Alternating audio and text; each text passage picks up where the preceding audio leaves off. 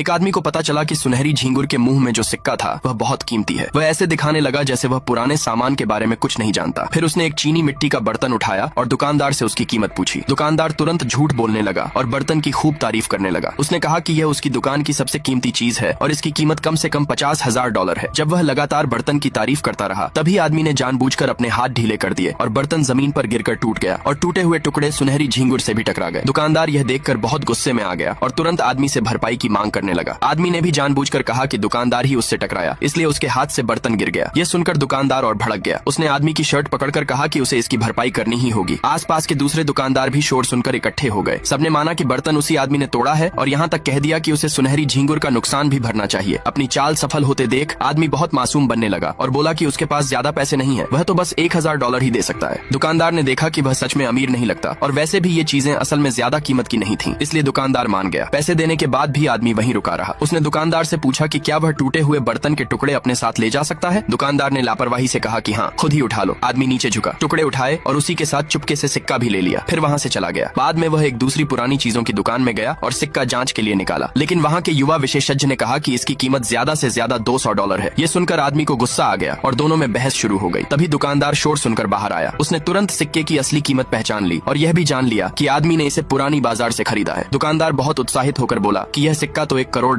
का है।